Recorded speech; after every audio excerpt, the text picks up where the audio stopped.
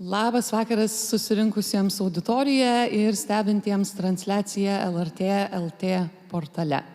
Žinių ekonomikos forumas neatidėlioti, tai yra diskusijų forumas, kuriame susitinka svarbiausios valstybei sritys, tai yra mokslas, verslas, politika, aktyvi pilietinė visuomenė, kalbėti apie valstybės progresui reikalingą pažangą švietime, inovacijose, globalių iššūkių sprendimuose ir tam reikalingos sutelktos visų pastangos. Taip pat, jeigu kalbame apie svarbę aukštos pridėtinės vertės ekonomiką.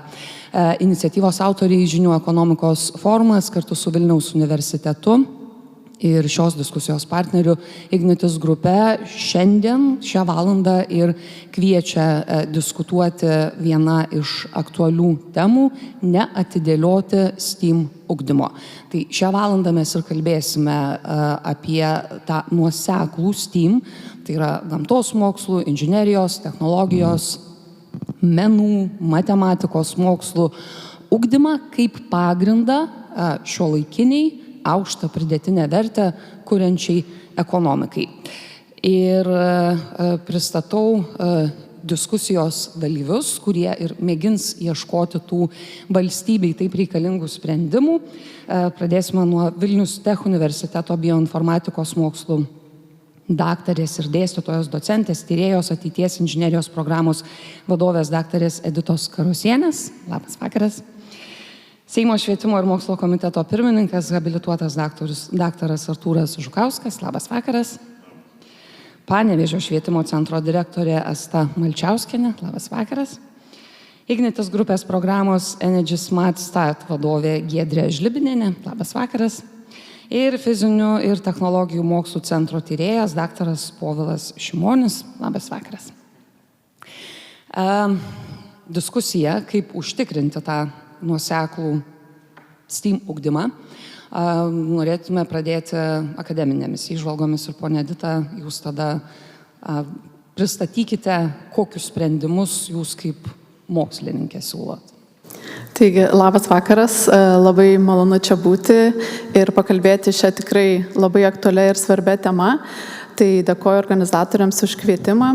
Ir aš pakalbėsiu daugiau galbūt apie mokyklų ir aukštųjų mokyklų bendradarbiavimą STEAM ugdyme, nes tokį tyrimą teko atlikti savo Kurk Lietuvai projekto metu praėjusiais metais. Tačiau bendri aspektai ir įžvalgos iš tikrųjų yra tinkamos bet kuriam STEAM ekosistemos nariui. Šiuo metu dirbu Vilnius Tech universitete, kaip ir minėjo, esu ateities inžinerijos programos vadovė, kur mes dirbame labai glaudžiai su mokyklomis ir moksleiviais, tai esame tikrai labai arti prie STEAM ugdymo. Tikriausiai žinome, kad STEAM ugdymas yra svarbus, nes kitaip ir šios diskusijos šiandien čia nebūtų, bet kodėlgi jis yra svarbus Lietuvai. Lietuva yra įsikėlusi strateginį tikslą savo nacionalinėme pažangos plane, kad iki 2030 metų turime pereiti prie mokslo žiniomis, pažangiomis technologijomis ir inovacijomis grįstos ekonomikos vystymosi. Ir tam yra iškelti rodikliai, kad iki 2030 metų pridėtinė sukuriama sektoriaus vertė iš gyvybės mokslų turi siekti 5%, iš inžinerinės pramonės virš 7% ir iš informacinių technologijų sektoriaus virš 9%. O esamas vertės matote, taigi yra dar šioks toks tarpas, kurį turime prisivyti. O jeigu pažiūrėtume į studijų pasirinkimus, kur stoja studentai ir kokie yra jų prioritetai, pamatysime, kad gamtos mokslai, matematika, informacijos ir ryšio technologijos bei inžinerija vis dar gerokai atsilieka nuo socialinių mokslų, verslo ir teisės. Tai turime tokią situaciją, kad pasirinkimai nėra itin populiarūs, o specialistų turime užsiauginti ir kelti ekonomiką. Tai kągi daryti, tam mes ir turime STEAM ugdymą, nes pradėti turime iš tikrųjų labai anksti sudominti moksleivius šiais STEAMiniais dalykais ir sritimis. Tai trumpai apie mano projektą, kurį atlikau dirbdama Kurk Lietuvai programoje Švietimo, mokslo ir sporto ministerijoje. Tai teko susipažinti su didžiaja dalimi STEAM ekosistemos ir kaip vyksta bendradarbiavimas, bet visgi pasigilinti daugiau į būtent kokie yra mokytojų ir mokyklų ir moksleivių poreikiai bendradarbiaujant su aukštosiomis mokyklomis. Na ir aspektai ir įžvalgos ir rezultatai gali būti pritaikomi ir kitoms ekosistemos narėms, tai gali būti ir verslo įmonės, NVO organizacijos ir kitos. Norėčiau pakalbėti trumpai apie mokytojų dirbtuves, nes tai buvo ta dalis, kuri atskleidė, kokiegi yra būtent mokyklų poreikiai šiame bendradarbiavime, kokio bendradarbiavimo joms reikia ir ko tikisi, kokios pagalbos reikia. Dirbtuves vykdžiau 4 skirtingose Lietuvos miestuose. Iš viso dalyvavo 80 mokytojų iš 14 savivaldybių, 31 mokyklos. Ir čia dirbtuvių rezultatai, galbūt mes gilamės daugiau į būtent bendradarbiavimą su aukštosiomis mokslo institucijomis, tačiau galima pritaikyti ir kitoms ekosistemos narėms tikrai, nes tai atliepia būtent poreikius mokytojų, moksleivių ir mokyklų. Tai kogi reikia mokykloms? Mokykloms reikia konsultacijų, paskaitų, laboratorinių ir praktinių darbų. Ir to reikia ne tik moksleiviams, bet ir patiems mokytojams. Mokytojai iš tikrųjų nebijojo pripažinti, kad STEAM sritis yra dar gana nauja ir kompetencijų jiems gali ir pritrūkti, bet jie yra pasiryžę mokytis ir savo kompetencijas ugdyti. Tokiam bendradarbiavimui, kas yra svarbu ir labai puikiai atliepia, kokia diskusija ir vyksta šiandien, tai yra tikrai svarbu tas nuoseklumas, tęstinumas tokių veiklų bendradarbiavimo, kad jos nebūtų pavienės ir neštų didesnę naudą, informaciją ir kur ją rasti, kaip žinoti, su kuo galima bendradarbiauti ir kas ką siūlo. Dažnai mokytojai pasiklysta ir nežino, į ką kreiptis, taigi tai yra labai svarbu. Na ir planavimas ir aiškumas. Ką įvardino mokytojai, kad tokiu atveju galėtų padėti bendradarbiavimo sutartis, kuomet yra įsipareigojimai iš abiejų pusių ir galima susidaryti aišku ir konkretų planą veikloms net ne 1 metus. Daugiau iš pasiūlytų sprendimų buvo bendradarbiavimo veiklų duomenų bazės sukūrimas, kur, kaip minėjau, STEAM ekosistemos nariai galėtų sukelti savo siūlomas veiklas, o mokyklos ir moksleiviai galėtų jas išsirinkti. Su šiomis įžvalgomis ir poreikiais iš mokyklų ėjau į aukštąsias mokyklas ir surengiau 20 skirtingų fokus grupių, kuriuose dalyvavo 93 dalyviai iš 14 skirtingų aukštųjų mokyklų. Labai gausiai dalyvavo mokslininkai ir dėstytojai, kas yra labai džiugu.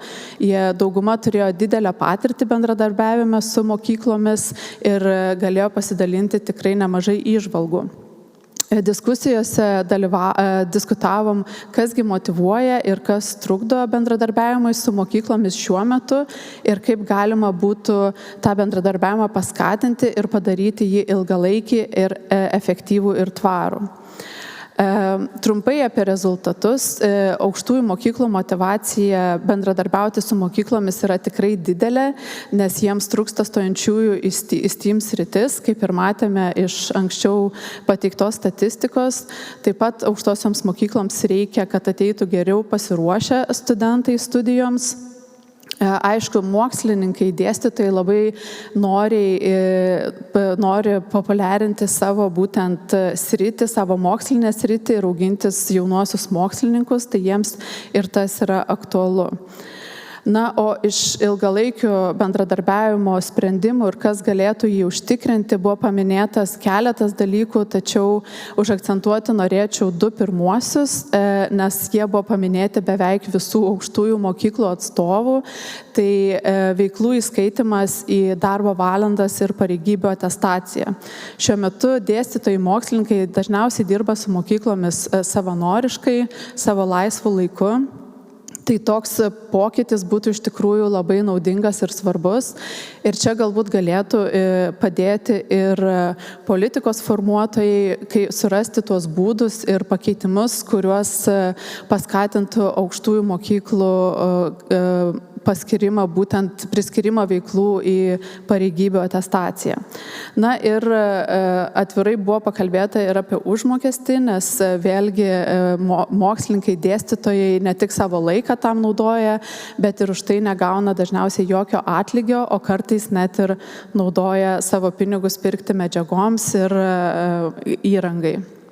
Tai čia matau tokią galimybę įsiterpti galbūt ir verslams ir paskirti, investuoti būtent skiriant finansinę paskatą tiems mokslininkams, dėstytojams, kurie itin daug bendradarbiauja su mokyklomis ir moksleiviais. Trumpai apie ateities inžinerijos programą, kurią šiuo metu koordinuoju Vilnius Tech universitete, tai ji tik tais parodo, kad susidomėjimas būtent praktiniais, projektiniais darbais, tokiais apčiuopiamais, kuriuos gali padaryti moksleiviai kartu bendradarbiaudami su dėstytojais, yra susidomėjimas tikrai didelis, nes programa veikia labai aktyviai jau 7 metus ir vien per pernai metus turėjome 300 įvykdytų praktinių inžinerinių projektų, kuriuos padarė 800 moksleivių. Tai ir dabar dar pradedam ir tą ekosistemos kitų narių įtraukimą, tai turime bendradarbiavimą su 8 įmonėmis ir tikimės gauti daugiau, taip pat ir pradedame kalbėti su NVO organizacijomis ir kitomis. Tai bandom sukurti tokią STEAM įtraukę ekosistemą. Na ir iš pasiūlymų, ką galima daryti, tai norėčiau paminėti bendradarbiavimo sutartį, kurios pasirodo yra labai svarbios mokytojams ir mokykloms, kad užtikrintų tą ilgalaikį sistemingą bendradarbiavimą. Kaip ir minėjau, veiklų įtraukimas į dėstytojų ir mokslininkų atestaciją ir finansinis paskatinimas iš įmonių mokslininkams, dėstytojams, taip pat galbūt ir mokytojams, kurie papildomai užsiema su moksleiviais. Na ir bendradarbiavimo veiklų duomenų bazė, kur būtų ekosistemoje lengva vieniems kitus surasti, žinoti, kokios veiklos yra siūlomos ir panašiai. Tai dėkoju už dėmesį. Jeigu turite klausimų ar norite bendrauti ar bendradarbiauti, galite susirasti mane. Ačiū. Ačiū, ponė Edita. Galite susirasti Editą arba galite Slido.com programėlėje nusiskanuoti ją, užduoti klausimus ne tik ponė Editai dabar, bet ir kitiem diskusijoje dalyvaujantiem žmonėm. Taip pat balsuoti, kuris jūsų manimų sprendimas mokslininkų siūlomas galėtų būti kelias į tą nuoseklų STEAM ugdymą, nes nuoseklumas moksle tikriausiai niekas nesiginčys, yra be galo svarbus. Ir pasidalinti galbūt savo istorijomis, savo sprendimais, kurių dar nebuvo apkalbėta, o mes tada jau galėtumėm gal ir atsispiriant nuo jūsų vieno iš pasiūlytų sprendimų. Turiu tokį klausimą, jūs visi esate tos STEAM ekosistemos dalyviai, ar ne? Kaip ir jūs tikriausiai stebintys. Kaip dažnai jūs susitinkat ir ta bendradarbiavimo veiklų bazė, kaip dažnai turite galimybę aptarti iššūkius, aptarti galbūt sprendimus? Asta, jūs gal? Mes susitinkame tai tikrai dažnai, kiekvieną ketvirtadienį ir sprendžiame kylančias problemas, džiaugiamės sėkmėmis. Tad tikrai situaciją žinome labai greitai ir ieškome sprendimų čia ir dabar. O su kuo jūs susitinkat? Ar jūsų, tarkim, iš švietimo centro išeina ribų? Be abejo, susitinkate ir su verslu, ir su politika? Tai yra STEAM centrai, universitetai, esant poreikiu prisijungia kitų sričių atstovai ir kartu sprendžiame problemas ir džiaugiamės sėkmėmis. Giedre, kiek verslas gerai pažįsta šitą STEAM ekosistemą, kaip dažnai jūs, tarkim, bendraujate su švietimo centrais, universitetais? Tai aš turbūt dabar kalbėsiu daugiausia nuo energetikos sektoriaus, ar ne, nes atstovauju būtent jį. Tai mes prieš 2,5 metų iš tikrųjų matydami, kad stojimo kreivės į būtent Editos minėtas aukštųjų mokyklų programas yra labai liūdnos. Pradėjom sukti galvas visi kartu, sektoriaus įmonės kartu su energetikos ministerija, kągi galim padaryti, ar ne. Ir pirmas iš tų dalykų ir buvo pradėti stipendijavimą pradžioje užnorinti jaunus žmonės, kad tikėtina, pinigai jauną žmogų motyvuoja, ar ne, ir stipendija mokama nuosekliai ir gausiai, mes skiriame per metus 100 stipendijų, tai nėra maži skaičiai, bendradarbiavom su 9 aukštosiom mokyklom, kuriuose turime savo studentus, tai iš tikrųjų yra vienas iš žingsnių, bet kitas labai svarbus žingsnis, ką darom, aukštojo mokykloje jau ateina žmonės apsisprendę, kur jie nori, ar ne.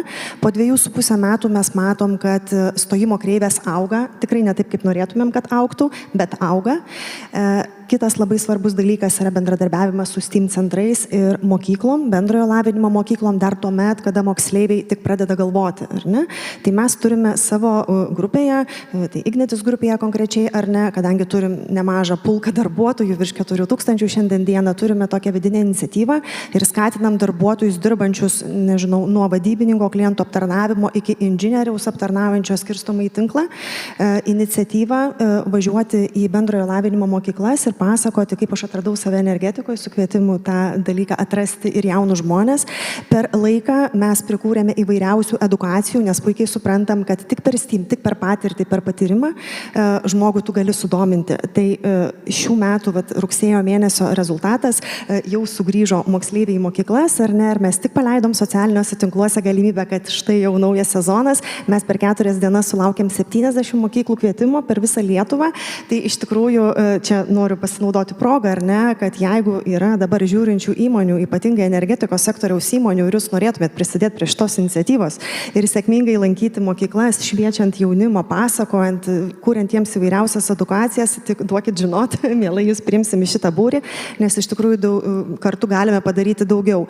Kitas labai svarbus dalykas, tai Editos minėta ateities inžinerija, 8 sezonas startuoja jau kitą savaitę, tai yra nuostabus renginys, nežinau, Edita truputėlį neišsiplėtė, bet tai yra visos šalies mokyklos registruojasi į, nežinau, 10 kažkur kategorijų, dėstytojai tampa suportu moksleiviams ir moksleiviai kūrė projektinius darbus ir visą tai išsiverčia į birželio mėnesį į nuostabų renginį universitete, kur jauni žmonės, nežinau, 7-12 klasės kažkur būna ar ne, atvažiuoja ir matyti tas degančias akis, kaip jie pusę metų kūrė, konsultavosi ir padarė įvairiausius projektus, tai yra fantastika. Tai ką noriu pasakyti, kad iš tikrųjų bendradarbiauti reikia daug, mes bendradarbiavom, bet nesakau, kad to yra gana. Noras yra kviesti iš tikrųjų maksimaliai prisidėti tiek verslą, tiek STEAM centrus, tiek aukštąsias mokyklas, tiek bendrojo lavinimo mokyklas norėti atvažiuoti. Nes dar nepaminėjau vieno dalyko, mes atidarėm savo visus energetikos objektus, ar ne, ir kviečiam moksleivius iš visos Lietuvos atvažiuoti. Tai objektai yra labai labai smarkiai lankomi, bet tikrai galėtų būti dar labiau lankomi. Tai tiesiog, ką noriu pasakyti, kad turbūt visi galim prie šito dalyko prisidėti. Tikrai visi turim ką parodyti ir ne vien energetikos sektoriaus įmonės, inžinerinės pramonės įmonės, kurios irgi tą patį daro, nes iš tikrųjų užnorinti žmogų su ta kūryba, parodyti, kaip tai veikia realybėje, tai yra fantastiški dalykai. O tam reikia, neužtenka nei STEAM centro, nei mokytojo mokykloje, tam vienareikšmiai reikia parodyti, kaip tai atrodo realybėje, kuo tu gali būti, ką tu turi daryti, duoti tą dalyką, pačiupinėti, nežinau, sukonstruoti vėjo elektrinę, pačiam apskaičiuoti, kur, kada, kokia mentis, kokiu kampu turi būti pasukta, įpinant matematiką, akis vaikų žiba ir tada jie smarkiai labai užsinori ir tada nei tas baubas matematika, nei fizika nebetampa tokiu baubu, nes tu matai, kaip smagiai šitas mokslas išsivynioja į kokią ateities tavo kompetenciją. Asta, ką sako jūsų praktika? Nes Giedrė paminėjo 2 tokius esminius verslo žingsnius, yra skiriamos stipendijos, yra per patyrimą, per patirtį. Čia jau kalbu ir apie važiavimą į mokyklas pasakojimą ir kvietimą atvažiuoti pas save. Kas motyvuoja labiau, ar čia vis dėlto abu veiksniai yra be galo svarbus? Manyčiau, abu veiksmai, labai svarbus abu veiksmai yra. Ir mūsų praktika rodo, kad yra labai paveikios ir verslo atstovų sėkmės istorijos, kurias jie ateina ir pasakoja vaikams. Yra labai paveikus iššūkiai, kuriuos verslo įmonės suformuluoja vaikams ir jie juos gali realius, pagristus praktikas spręsti. Jie ieško sprendimų, jie juos pristato verslo įmonėmis. Ir tai yra labai paveiku, nes vaikai turi galimybę pamatyti, kur teorinės žinios, kurias jie gauna mokyklose, gamtos mokslų, tiksliųjų mokslų pamokose yra taikomos praktikoje. Ir tokių gražių pavyzdžių mes turime jau 5 metai Panevėžyje. Mes kartu su pramonės įmonėmis organizuojame iniciatyvą Pamokos matuojasi Panevėžio įmonės. Ir šios iniciatyvos metu būtent įmonės ir pateikė iššūkius realius susijusios su jų veikla. Ir tai tikrai yra labai paveiku. Povilai, Giedrė paminėjo kūrybiškumo aspektą ir jūs esate tos menų dalies atstovas. Ar jūs, kaip jūs matote integruotą šitą arts į visą šitą ugdymą, ar vis dėlto ten neturėtų jo galbūt? Aš manau, kad menų komponentas yra svarbus ir iš tikrųjų neatsiejamas nuo švietimo. Gal vis dar jaučias ta tokia takoskyra, kad čia yra menas, čia yra mokslas, bet iš tikrųjų tie dalykai yra labai susiję. Aš pats irgi esu ir mokslininkas, bet laisvalaikiu užsiimu menu ir tas kūrybiškumas yra itin svarbus, ypač kai atsimušam į patį žinių kraštą. Tai yra, kur nežinoma atsakymų ir prasideda diskusijos, daug tokio nežinojimo, reikia daug diskutuoti, eksperimentuoti. Ir tai yra labai panašu su menu, kur tu kartais bandai dėl to, kad taip jauti, ieškai įvairių formų ir analizuoji klausimus, kurie yra tau įdomus. Čia irgi, manau, labai svarbus švietime klausimas, kad kartais neužtenka žmogui pasakyti, kad taip, tu dabar turi išmokti fiziką, matematiką, chemiją ir jeigu tu atitiksi tam tikrus kriterijus, tai būsi sėkmingas žmogus, gausi garantuotą atlyginimą ir turėsi nuostabų, šeimą, nuostabų gyvenimą. Taip nebus. Tai nebūtinai bus. Ir ta nežinia, tai yra menas, gali padėti prisijaukinti tą nežinią.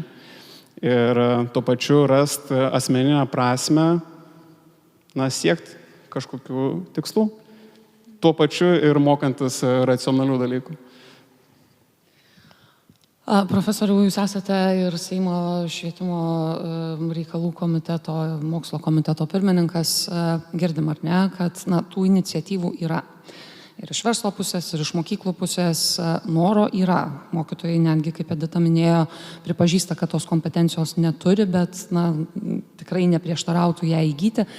Jūsų manimų, jūsų matymų dabartinė ta švietimo sistema, ar jinai padeda nuosekliam STEAM ugdymui, tokia, kokia jinai yra dabar? Ačiū už klausimą, bet žinot, kad jį atsakyti reikia truputį nuveiti gilin ir pasiaiškinti. Čia galima pasakyti taip arba ne, ir tada eiti gilin. Nuo ko jūs pradėjot, kur yra šitos temo vieta, tos mūsų gerovės kūrime.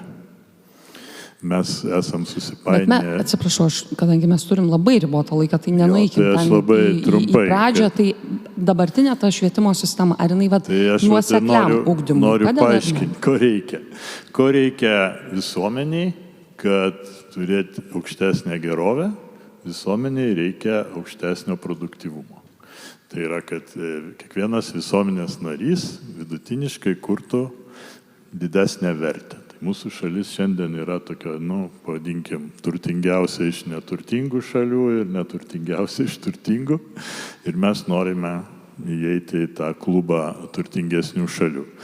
Tai iš ko daroma ta gerovė vakarų valstybėse ir ne tik, jinai daroma iš tokio keisto daikto, kur Lietuvoje mažai net kas žino šitą terminą, tai yra iš žinojimo. Ne iš žinių, o iš žinojimo, angliškai tas vadinasi knowledge. Ir žinojimo pagrindas yra ne tiek pačios žinios, kiek kompetencijos. Būtent kompetencijos tokios, jos yra labai plačiai vardintos, visur 4C, angliškai visos iš C raidės, tai yra kritinis mąstymas, kūrybingumas, bendradarbiavimas ir komunikacija. Pavyzdžiui, aš noriu sugrąžinti jūs prie diskusijos, nes mes tikrai turim pusvalandį, jūs pradedate labai iš toli. Rimtus dalykus, arba mes paviršiukų plaukėjom. Bet yra labai konkretus klausimas, ar dabartinė švietimo sistema, aš ir sakau, dabartinė švietimo sistema netitinka Lietuvoje to, ko mums reikia 21 amžiui. Mums reikia kompetencijų ir žinojimo, išmanimo, kaip atpažinti, suvokti, suprasti, kritiškai vertinti ir panaudoti mokslo žinias, kai tuo tarpu 21 amžiuje pačios žinios yra labai trumpalaikis daiktas. Jos labai greitai gyvuoja, labai greitai atsiranda naujų ir šitoj situacijoje žinios pačios, jos nėra tiek svarbios, kiek svarbios yra kompetencijos. Ir aš šneku ne tik apie STEAM, bet ir apie mūsų bendrą ugdymą, ir apie studijas universitete, kad mes per daug dėmesio skiriam žiniom, kai žinių tai reikia raštingumui, o pagrindinė vertė yra sukūrima iš kompetencijų ir iš charakterio bruožų, kurios reikia aptikti kiekviename mokiny. Tai yra tokių kaip smalsumas pirmoje vietoje, užsispyrimas, lyderystė, iniciatyvumas, sąmoningumas ten, kultūrinis, socialinis ir panašiai. Kas kūrė vertę šiais laikais. Ir jeigu mes šitą suprasim ir nesivadinsim, aš jau kiek ne pirmam žinių forumo šito vadai sakau, jūsų pavadinimas neteisingas. Tai yra, nėra žinių ekonomikos vakaruose. Vakaruose yra knowledge economy ir knowledge society. Tai yra žinojimo ekonomika ir žinojimo visuomenė. Tai yra ta visuomenė, kuri kūrė vertę iš žinojimo. O žinių galima prisirinkti tokių. Ką mes darom šiandien mokykloje, mes kalam vaikam žinias ir po to jie dėlioja varneles, gauna klausimą per egzaminą ir dėlioja ant teisingo atsakymo varneles. Tai jeigu mes sistemą irgi taip žiūrėsim, tai neturėsim rezultatų. Akivaizdu, kad jūs sakote, kad ta švietimo sistema dabar yra nepasiruošusi, bet tiesiog neypatingai gal gražu ateiti į svečius ir išvadinti šeimininkus neteisingai pasivadinus. Čia truputėlį irgi kultūros reikėtų turėti. Pone Asta, iš to, ką jūs girdėjote, iš tų žinių, kurių dabar reikia, ar ne? To kritinio masto, kompetencijų ir visą kitą. Jūs dirbate ir mes tarsi projektuojame visą tą savo valstybės progresą, visas šitas kompetencijas į gamtos mokslus, į technologijas, inžineriją, menus, matematikos mokslus. Kaip jūs jaučiat, jums sekasi? Stiminis ugdymas ir yra tas rytis, kurį apjungia, kurį sudaro mokiniams galimybėms per praktinės veiklas ugdyti profesoriaus išvardintas kompetencijas. Gebėjimą priimti sprendimus, kritinį mąstymą, problemų sprendimo gebėjimus ugdom. Gebėjimą dirbti kartu komandoje, būtent atliekant praktinės, integruotas, realaus turinio užduotis. Tai ir yra daroma STEAM centruose. Ir tai yra pagrindinis STEAM centrų privalumas. Vaikai turi galimybę tyrinėti, klysti, iš naujo atlikti. Jie skatinami tai daryti. Manau, kad žingsnis po žingsnio mes tikrai po truputėlį nedideliais žingsneliais tą ir darome. Tam reikia laiko. Tam reikia pasiruošimo tiek visuomenės, tiek mokytojų. Tam reikia bendradarbiavimo, verslų, mokslo institucijų. Bet žingsnis po žingsnio mes tą darome. Ir turime jau pavienių labai gražių atvejų. Bent vieną dabar turit papasakoti. Vaikai, kurie dalyvauja toj pačioj programą, apie kurią minėjo šiandien, būtent ateities inžinerijos, kurie fantastiškus projektus, kurie yra paremti realybę. Vaikai atlieka tyrimus, vaikai dalyvauja įvairiose olimpiadose, konkursuose, važiuoja į pasaulinės olimpiadas. Tai irgi yra jau dideli laimėjimai. Vaikai baigia ir dalyvavę STEAMinėse veiklose renkasi inžinerinės profesijas ir mes tuo labai didžiuojamės.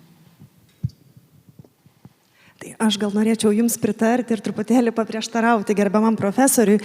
Taip, mūsų švietimas nėra tobulas, bet tobulumui turbūt ribų ir nėra, ar ne? Tai norėčiau tiesiog pasakyti, kad būtent besikūrintis STEAM centrų tinklas, kurių mes berods turim jau 7, ar ne, su mokslo sala, kuri planuoja greitų metų atsidaryti Kaune, ar ne, su nuostabiu energetikos ir technikos muziejumi, kuris turi edukacijų didžiulės erdvės ir virsmo sales, ar ne? Tai kuo mes daugiau tų centrų turėsim, kuo mūsų valstybėje jų daugiau bus, ar ne, ir bus tarp mūsų visų partnerystė, nes tikrai ir universitetai tą daro, ir mokyklos to nori, ir visa ekosistema tokia pasidaro, taip mes ir turėsim norų degančius, smalsius vaikus. Tai galim mes iš tikrųjų sėdėti ir sakyti, visur yra geriau, mes ką padarysi ne kažką, bet mes galim visi kartu pradėti po truputėlį, po mažai ir padaryti, kad rytoj būtų dar geriau, nors šiandieną tikrai nėra labai blogai. Manau, kad pati STEAMinio ugdymo filosofija veda į priekį. Mes visą laiką kalbame, kad kiekviena problema tai yra nauja galimybė veikti. Tai kai žiūri iš tos pozicijos, tai labai smagu, kad mes turime tų galimybių judėti į priekį. Labai noriu nudžiuginti, kad mūsų jau yra 10, mes turime universitetinius centrus, kurie rengia metodikas, konsultuoja regioninius STEAM centrus. Ta bendruomenė didėja. Yra labai graži energetikos ministerijos iniciatyva, kur pasirašytas memorandumas dėl bendradarbiavimo. Tai taip, kad žingsnis po žingsnio keliaujam priekį. Be abejo, tam reikia laiko, tam reikia nuoseklumo, tam reikia tvarumo. Ir tai, ko gero, yra ta problema, kurią turime ateityje spręsti. Aš gal pridėčiau, jeigu galima, nes čia jau į tą praktinę pusę nuėjom, kur kalbam būtent, kad toms visoms kompetencijoms reikia būtent tų praktinių ar ne darbų ir praktiškai moksleiviams išbandyti. Ir džiugu, aišku, kad kolegės paminėjo ateities inžineriją daugiau negu aš pati, bet taip, mes tikrai dirbam su moksleiviais daug ir dėstytojai dirba su jais kartu ir sprendžia realias gyvenimiškas šiuolaikiškas problemas inžineriniais būdais. Ir tas pačiupinėjimas, tas praktinių dalykų, iš tikrųjų praktinių projektų vykdymas sudomina moksleivius tą inžineriją, tais STEAMiniais dalykais, nes nepamatęs, tu tiesiog girdi tą teoriją, mokaisi atskirus dalykus, gal fiziką, gal chemiją, žiūri, patinka, jie nepatinka, bet tu nematai tos integracijos ir kaip jie vienas su kitu persipina, kur ateina ir kūrybingumas sprendžiant projekte kažkokią tai problemą ar ne, ir kaip tu jį pateiksi, visur atsiranda tie skirtingi STEMiniai įgūdžiai, kurie yra reikalingi ir per tokius praktinius užsiėmimus, per galimybės važiuoti į STEAM centrus, dalyvauti tokiuose programuose kaip ateities inžinerija ar netgi kolaboruoti kitaip su aukštosiomis mokyklomis.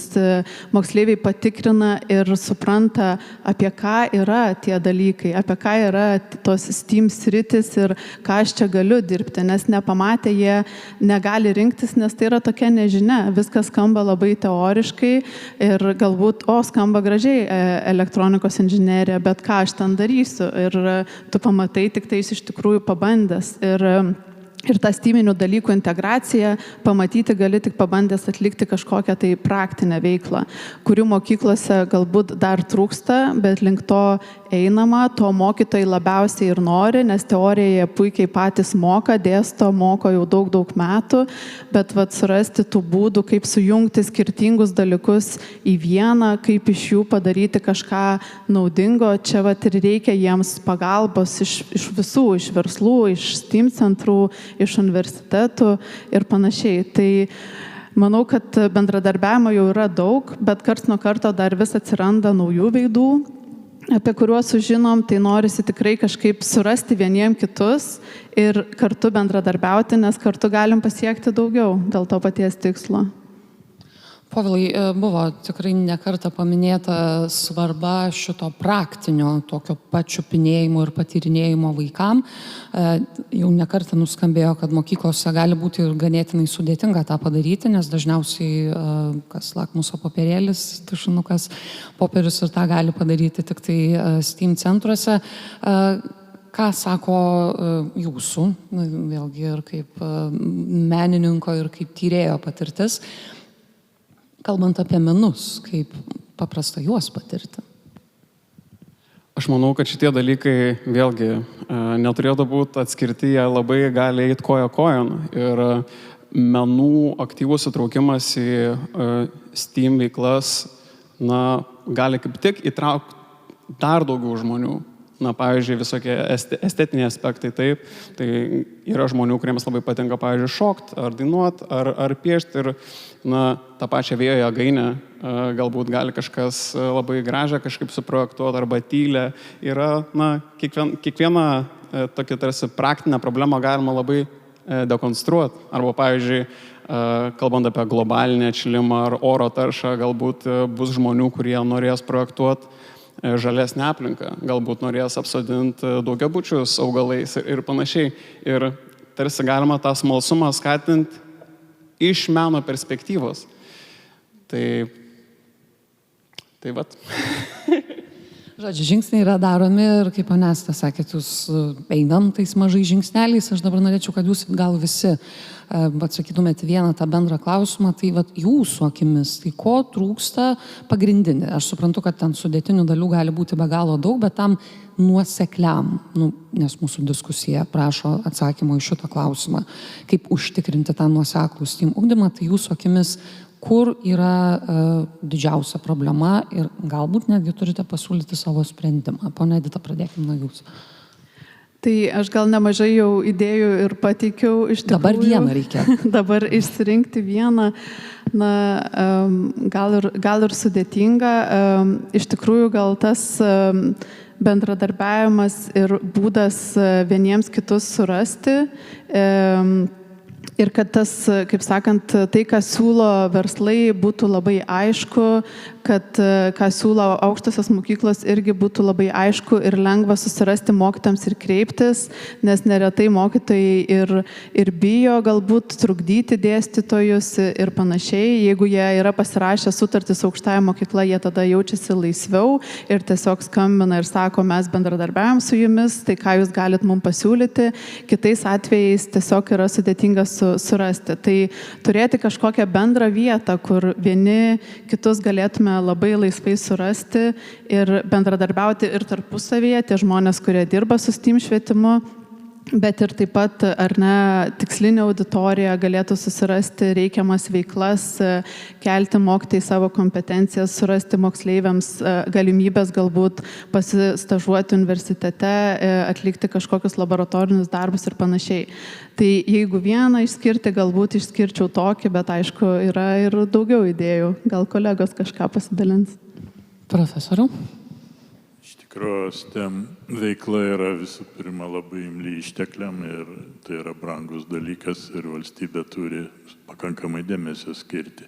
Aš noriu patikslinti, kad jūs patikslintumėte, čia kalbam apie finansus ar apie žmogiškosius išteklius. Sakėt, ko trūksta, tai pinigų trūksta.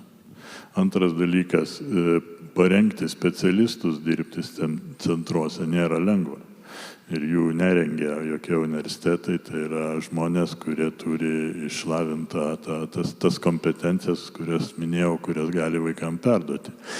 Taip pat trūksta požiūrio teisingo. Ir iš tikrųjų, kas blogiausia gali su STEM centrais nutikti, tai toks paviršutiniškumas, kada verslas mano, kad čia ko ne kažkokia profesinė mokykla, kuri čia suorientuos pagal jo verslo, taip sakant, pobūdį daugiau specialistų atsiras. Tai čia labai didelė klaida yra.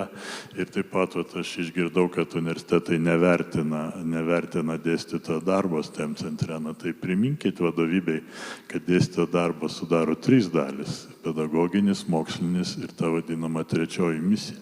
Ir trečdalį laiko dėstytojas turi skirti kažkam tai už universiteto ribų, trečiajai misijai. Tai labai keista, kad universitetai nevertina dėstytojų darbo STEM centruose. Tai yra tiesiog trečdalį laiko, jiem už tai alga yra trečdalis algos mokama ir tie, kurie nedirba nieko išoriai, neaišku, už ką gauna tą trečdalį algos. Tai vat yra tokie dalykai, bet man atrodo, Lietuvoje viskas neblogai kol kas vystosi. Tai kaip sakiau, reikia tos tikslus labai suvokti, ko mums čia reikia iš tų centrų. Čia nėra nei profesinė mokykla, nei karjeros, konsultavimo centras, nei kažkokių vaikų rengimas kažkiam specifiniam verslui. Ne. Tai yra būtent tų kūrybinių kompetencijų suteikimo vieta. Ir kodėl menas atsidūrė tarp science, technology, engineering ir math. Menas labai paprastai ten atsidūrė. Menas yra paprasčiausia, pigiausia, jeigu taip šnekėti, priemonė skatinti kūrybiškumą.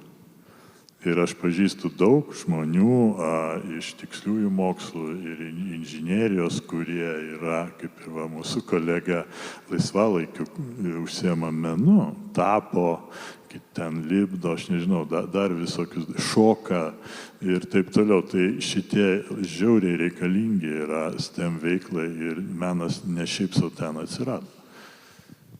Tai sveikinti nelabai tokie dalykai. Noriu, ponia Edita, sureaguoti. Tai tik norėčiau pakomentuoti galbūt tą dalį, kur mokslininkai, dėstytojai turi skirti visuomeniai. Tai yra labai labai maža dalis, iš tikrųjų, kuri yra privaloma, už kurią jie kažką gauna. Tai visi mokslininkai ir dėstytojai tą dalį išnaudoja labai greitai, nes tai yra bet kokia visuomeniai naudinga veikla. Nėra konkrečiai parašyta, kad tai yra darbas su mokyklomis, o tiek, kiek dėstytojai turėtų, galbūt ir koks yra poreikis dirbti ir padėti mokykloms, tai niekur į tokią mažą dalį neįtelpam. Ir čia jau yra aukštosios mokyklos tikrai daro, kiek gali. Čia jau reikėtų žiūrėti įstatyminę bazę, įsakymų galbūt bazę, pagal ką yra vertinamos pačios aukštosios mokyklos, kad jos išsilaikytų ar ne. Tai yra visgi pirmoje vietoje mokslinė ir studentų ruošimo veikla. Ir toms kitoms veikloms mokyklos pačios labai nori, aukštosios mokyklos ar ne, nes jiems reikia studentų. Tačiau dėstytojai jau tikrai dauguma daro tą, ką gali, kiek gali. Ir visa ta, koks yra poreikis, jau gaunasi tikrai papildoma, neapmokama laisvalaikio veikla. Ir tą daro mokslininkai, dėstytojai, kurie yra tiesiog dideli entuziastai ir tiki šią idėją. Ponia Asta. Manau, kad nuoseklaus sistemiško mokslo, švietimo, verslo bendradarbiavimo. Kad tos gražios iniciatyvos, apie kurias mes šiandien šnekėjom, virstų ilgalaikėmis ir tvariomis. Tada tikrai turėsime gražių, paveikių rezultatų. Ir dar vieno dalyko - visuomenės švietimo. Tai ar aš teisingai suprantu, kad to nuoseklumo dabar tame bendradarbiavime trūksta dėl vienokių ir kitokių priežasčių, galbūt bendradarbiavimo duomenų bazės nebuvimo, ar ne? Viena galėtų būti iš tokių. Tai aš pradžioj atsakau į profesoriaus repliką. Negalvoja verslas, kad STEAM centras yra profesinė mokykla ar kažką konkrečiai padarys. STEAM centras suvokiam turbūt kaip ir visi, žinantys šitą veiklą, kad tai yra užnorinimo ir patirties kalvė, ar ne? Kuomet mokinys neformaliajam ugdyme įgytas mokykloje matematikos, fizikos, menų žinias sujungia ir pats patiria ir pamato viso to prasme. Tai taip mes tą dalyką suvokiam, turbūt niekam nepaslaptis, kad apie tai ir yra, ar ne? O atsakant, Rasa, jūsų klausimą, man atrodo, kad labiausiai trūksta masto. Nes dabar galvoje sukasi skaičiai, jeigu kiekvienais metais mokyklas pas mus baigia apie 20 000 moksleivių, padauginkim vidutiniškai iš 12, ar ne, kiek mes moksleivių turim, ateities inžinerijų sudalyvauja tik 800. Ir tai yra vienas turbūt didžiausių šiai dienai Lietuvoje tokių jungiančių visą Lietuvą ir aukštąjį mokslą projektų. STEAM centrų turim 10 ir jie yra didžiuosiuose miestuose. Tai regionų vaikai tikrai šito dalyko nepatiria, o jeigu ir patiria, atvažiuodami vieną kartą per pusmetį, tai tikrai to yra per mažai. Tai mano nuomonė mastas, vienareikšmiai mastas yra lygų pinigai ir visos kitos problemos tiek personalo, tiek finansų. Tai taip, reikia nuoseklumo, tai čia turbūt viskas sujungčiau į vieną, ar ne, kad jeigu nuosekliai turėsim savo valstybės vystymo strategijoje, švietimo vystymo strategijoje šitą dalyką, kad tai yra mums svarbu, kad mes kaip šalis matom tame prasme, norim būti technologiškai pažangi ir kad mūsų auganti karta rinktųsi šitas sritis, ar ne, tai mes turim ir investuoti, ir plėsti, ir tada turėsim. Aš tai tokį meninį pasiūlymą gal turiu. Aš manau, kad šiek tiek daugiau laisvės mokytojams mokyklose leistų daugiau tokių natūralių kūrybiškų procesų ir eksperimentų atsirasti, nes dabar atrodo, buvo paminėta, kad mokom labai konkrečių žinių ir tada tarsi pagrindinė to priežastis yra, kad mes galim įvertinti, kiek geras yra mokinys atsiminti tam tikrą žinių rinkinį.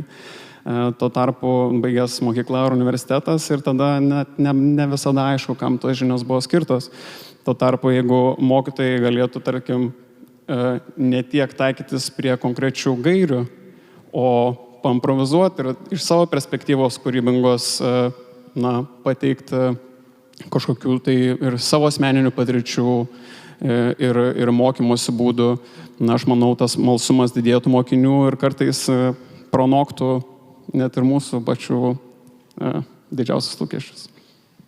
Tai aš čia žinau šitą problemą, bet iš tikrųjų taip nėra. Mokytojai turi labai didelį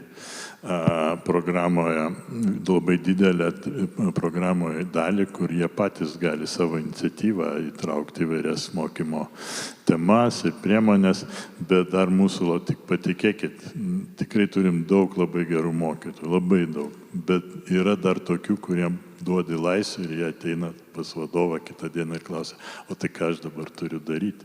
O čia yra, jie neugdyti, jie nekalti. Kai jie buvo mokomi universitetuose, tose pedagoginėse institutuose, jų neišmokė niekas laisvės, neišmokė kūrybos ir dabar mes turim tokią situaciją, su kuria turim taikstytis. Tai jaunesni taip jau supranta tą laisvę, dar vyresni mokytojai, nors ir yra tarp jų labai, kaip sakiau, gerų daug, bet tam tikra dalis visgi dar nemoka tą laisvę naudotis. Čia yra visos visuomenės problema, ne tik mokytojų. Aš tik tai prie žodžio prikepčiau, gal netaistytis turėtumėm, o mėginti ją keisti, jeigu mes jau įsivardėjom problemas. Bet mes turim šiandien vieną specialiojo svečio klausimą ir jį aš pakviesiu užduoti Lietuvos neformaliojo švietimo agentūros direktoriaus pavaduotoją Gitaną Mikanauskienę.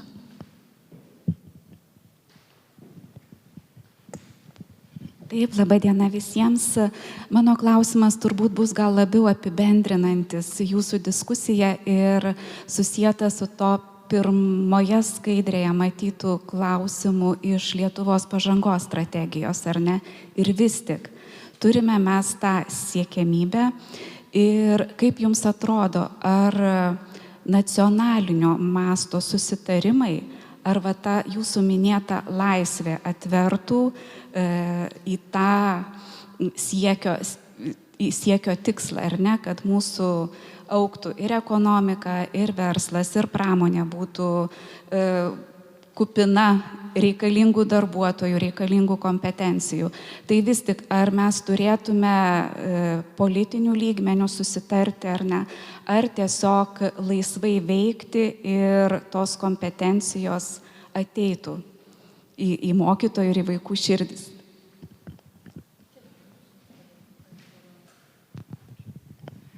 Tai sutrikau iš tikrųjų galvodama, ar ne?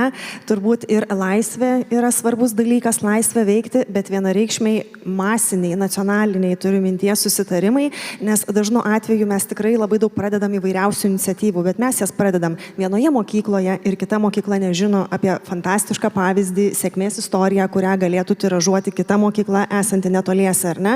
Tai faktas, kad tie pamatiniai dalykai sutarti nacionaliniu mastu turbūt yra paveikiausi, greičiausiai padaryti pokytį. O kad mažose bendruomenėse gimsta gerų dalykų ir vat, tas komunikacijos ar galbūt laisvė komunikuoti, laisvė dalintis, kitų formatų, bendradarbiavimo formatų atsiradimas, galbūt jisai ir išjudintų partnerystę ir tą bendradarbiavimą ar dalinimąsi geromis patirtimis. Tai taip, laisvė ir aš už nacionalinį mastą. Na, aš, kadangi esu vienas iš rengėjų partijų susitarimo dėl švietimo, tai galiu pasakyti, kad tas susitarimas buvo vykdomas 3 metus ir mes tikrai ir finansiškai, ir įvairiausiam priemonėm tikrai daug nuveikėm. Nu, jis kažkur 50% vykdomas, šiaip strateginiam dokumentui tai yra didžiulė sėkmė. Parodykit, kur 50% kas nors įvykdo strateginius tikslus. Iš tikrųjų labai švietimui išaugo lėšos labai stipriai, mes viršėjom 5% BVP. Mokslui 2 kartus padidintas finansavimas, mokslo taryba 3 kartus padidintas finansavimas. Mokslo tarybai spaudimas padarytas ir dabar jie tą daro, jau kvietimuose studentai privalo tiesiog dirbti projektuose, nes taip sukuriama pagrindinė vertė, kai studentai dirba, o ne kai dėstytojai mokslinėse projektuose. Tai va čia yra didžiuliai žingsniai padaryti, bet jūs nenorėkit visko iš karto. Ir tie planai yra tokia nusiekiamybė, reikia žiūrėti kaip į ambiciją. Bet kai darai, kuri ateitį niekad nežinai, su kokiom kliūtėm susiduri, tai nėra taip paprasta. Bet mano galva, kad per pastarosius 3 metus mes padarėm labai, labai didelį šuolį ir tikiu, kad ir naujam politiniam cikle tas tempas nenukris. Tai jeigu papildyti, tai matau, kad aišku būtų labai šaunu, jeigu iš politinio ligmens ateitų, kaip sakant, tas prisidėjimas didesnis, bet čia aišku reikia matyti viską, kas vyksta valstybėje ir kam skiriami finansai ir visi kiti dalykai, ar ne, bet prioritetai ir tikslai ir siekiamybė yra aiškus, bet ir visi STEAM ekosistemos dalyviai, nariai skirtingos ar nesuinteresuotos šalis daro, ką gali, kaip matom, visi vienaip ar kitaip stengiasi, bet kažkur yra atsimušama į sieną visgi, ar ne, kur galbūt reikia ir valstybėje tam tikrų sprendimų, kad pajudėtumėm iš vietos ir pagalbos. Bet Edita, jūs kalbate apie valstybės sprendimus, tai to tikslo, pavyzdžiui, nacionalinės strategijos trūkumą ar finansavimo stoką?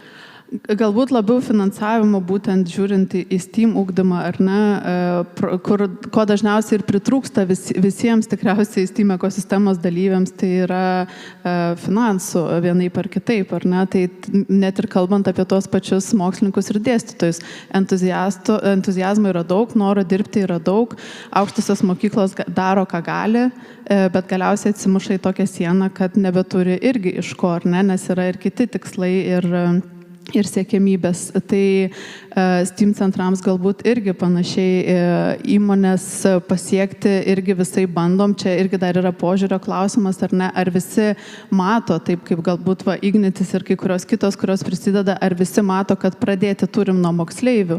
Ne visi dar tą supranta, ar ne, dauguma dairosi į studentus ir dar vyresnių kursų, ar ne. Tai tas požiūris galbūt irgi yra svarbus, o valstybėje irgi yra tam tikrų dalykų, kuriuos, manau, būtų galima padaryti, kad šiek tiek padėti visai ekosistemai išjudėti ir judėti to tikslo link. Aš irgi manau, kad susitarimai yra labai svarbus, nes tik tai susitarus, kokia linkme einame, mes galime kryptingai tą daryti. Ir pritariu profesoriui, kad per šitos 3 metus STEAM centrai gerokai nuėjo į priekį, yra atlikta labai daug įvairių darbų ir didelis dėmesys yra skiriamas būtent bendrajam ugdymui, bendrojo ugdymo programų įgyvendinimui. Ir tie žingsniai yra labai labai prasmingi. Bet visada klausimas išlieka, o kas toliau, o kaip bus su tvarumu. Tai būtent priimti susitarimai yra tas garantas, kad veiklos nenutrūks, kad ir po keletos metų mes galėsime kalbėti, kad tai, kas buvo daroma, yra tvaru ir turi vertę. Povilai, ką menas sako, nacionaliniai susitarimai ar laisvė? Aš nemanau, kad čia yra labai irgi supriešinti dalykai, jie gali eiti kartu. Aš, kai kalbam laisvę, kartais, iškyla klausimas, čia labai geras pastebėjimas buvo, kad ne visi mokytojai, kaip ir ne visi mokiniai su ta laisvė gali susidoroti ir nori dorotis, tai čia tikrai pritariu tam, bet kai yra duodama laisvė, kad, pavyzdžiui, mokytojai gali daryti bet ką, bet egzaminio mokinys turės mokėti ir tą, ir pagal programą tos realios laisvės kaip ir nebėra.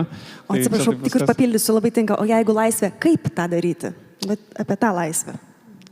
Tai kažkiek tai gali būti. Aš sutinku, kad kaip tai daryti šiek tiek palengvina situaciją, bet nebūtinai pilnai. Nes vėlgi, jeigu chemija arba fizika, taip, tai tu turi konkretų uždavinį mokėti spręsti, arba ne. O tuo tarpu galbūt mokiniui būtų žymiai įdomiau ne tik išmokti visus cheminių ryšių tipus, bet juos patirti fiziškai per judesio teatrą. Ir tada jis turėtų vieną pamoką judesio teatro, kur susipažintų ir labiau su savo kūnu, ir su kolegom, ir atsimintų visus ryšio tipus vietoj to, kad kaltų ar ten kažkokius uždavinius spręstų.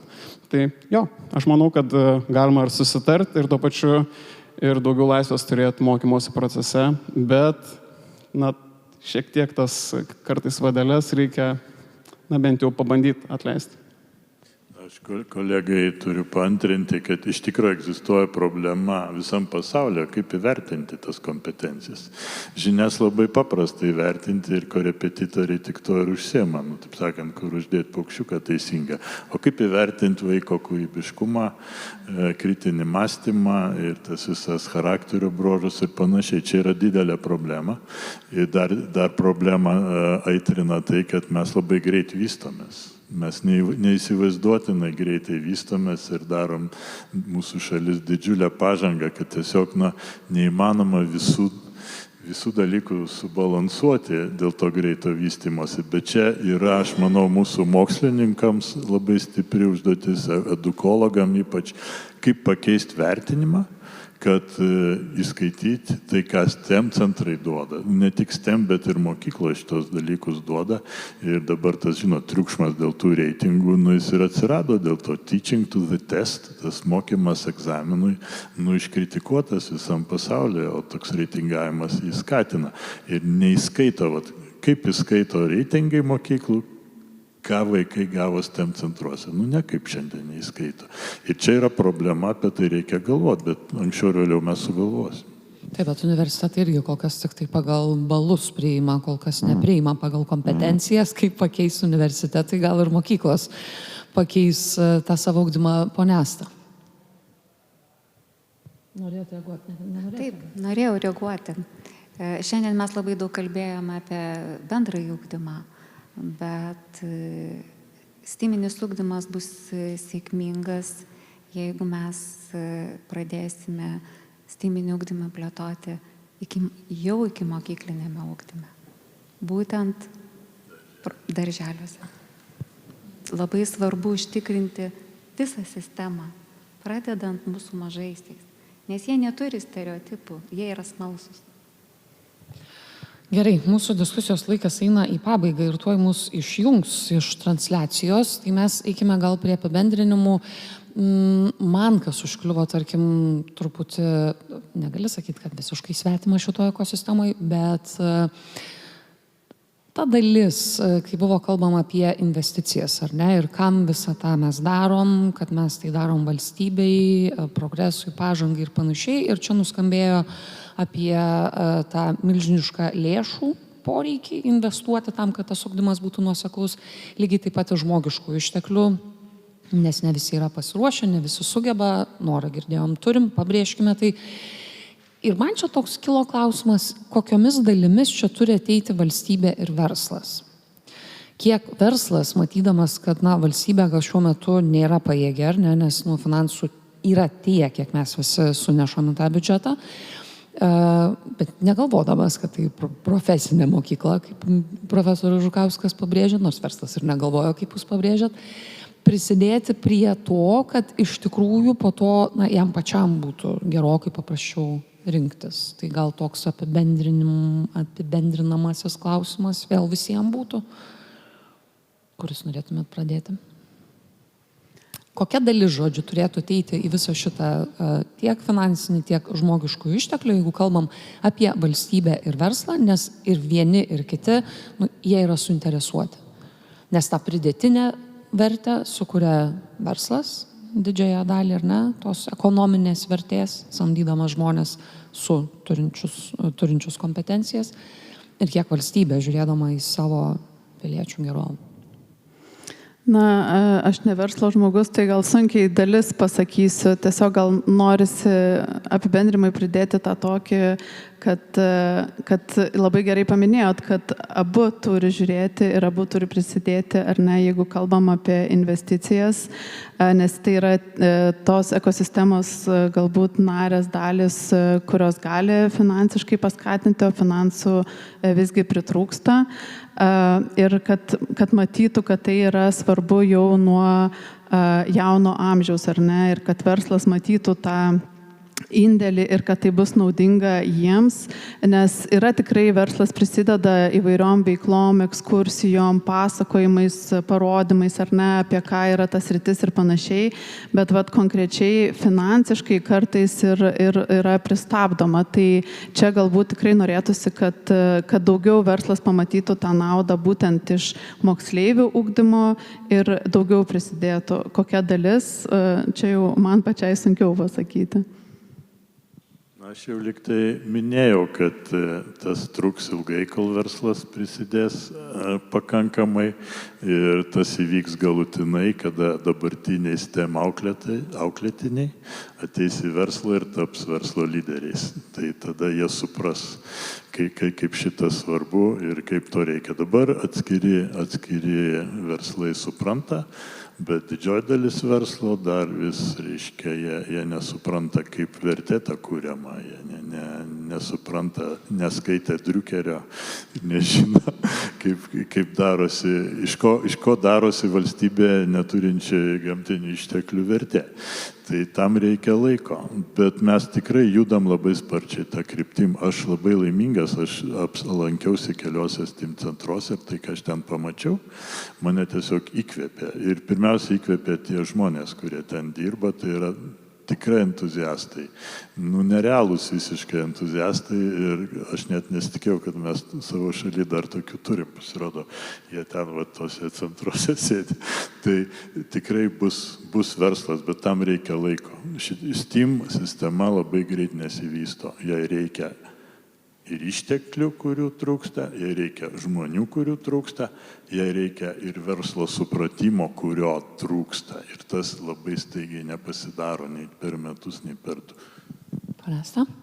Tikrai negaliu pasakyti, kokios tos dalis turėtų būti, bet labai svarbu, kad kiekvienas mokinys turėtų galimybę gauti visiems prieinamą ir kokybišką švietimą. Ir tai yra svarbiausia, o kokios tos dalys, tai tikrai galėtų atsakyti jau tos ryties specialistai. Svarbu, kad nebūtų didelių atotrukių tarp regionų, mokyklų. Tai čia, ko gero, yra pats svarbiausias uždavinys visiems. Tai nenustebinsiu, nes irgi nepasakysiu jokių dalių, nes turbūt jų ir nėra, ar ne? Visi mes esam bendras rutulys, ar ne? Verslui reikia kompetencijos, kad kompetenciją įgyti, jis ateina iš universiteto, universitetui reikia studentų, kad ateitų reikia moksleivių, mokyklai reikia mokytojų, ir, žodžiu, galim nueiti iki šalies gimstamumo didinimo šalyje, ar ne? Tai iš tikrųjų visi esam vieni nuo kitų labai smarkiai priklausomi. Ir čia turbūt svarbiausias dalykas požiūris. Požiūris suprasti, kad ne mieloji aukštoji mokykla prikep man studentų, nes man jų reikia šiandieną, ar ne? Bet kad aš irgi esu lygiai tiek pat atsakingas, kad tie žmonės, kurie ateina, turinį tam tikrą turėtų, ar ne? Nes mes partneriaujam ir dalinamės, kad jie nuo mokyklos norėtų ir kad mes irgi tenais būtumėm, iš principo lygiai taip pat kaip mokykla dalyvauja versle, verslas dalyvauja mokykloj, politika dalyvauja visose srityse ir neturėtų būti tokios takoskyros, tu tą, o mes visi kartu. Tai čia turbūt požiūrio klausimas ir taip tikrai jam reikia laiko.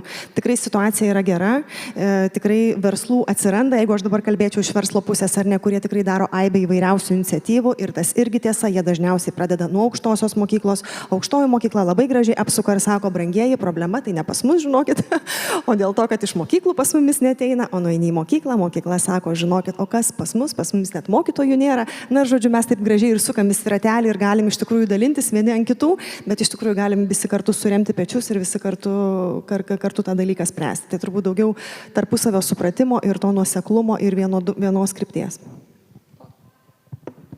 Tai aš paantrinsiu apie surimtus pečius ir kad valstybė, verslas nėra tiesiog verslas ir valstybė kaip finansų šaltinis ar švietimo sistema, bet manau, kad visas šitas klausimas apima ir žmonės, kurie nėra šių komponentų dalis. Tai yra tėvai įvairių kitų skirtingų sričių specialistai, kurie irgi gali prisidėti ne tik finansiškai, bet ir savo laiku, kas kartais gali turėti žymiai didesnę naudą, negu ten, nežinau, kolbutė nupirkta, ar ten koks nors žibintuvėlis, ar dar kažkas. Tai aš manau, kad jeigu valstybė ir jos visi piliečiai įsitrauktų aktyviau į visą šitą švietimo procesą, gal net ir mažiau aktualus taptų tas finansinis tiesiogiai klausimas. Dėkui, visai būtų dar čia smagu su jumis padiskutuoti, bet mūsų laikas baigėsi, ištekėjo, tai mes šiandien diskusiją turime baigti. Su jumis buvo Žinių ekonomikos forumas Neatidėlioti, iniciatyvos organizatorius asociacija Žinių ekonomikos forumas, partneris Vilniaus universitetas, šios diskusijos partneris Ignitis grupė, Giedrė buvo atstovė, iniciatyvos informacinis partneris LRT.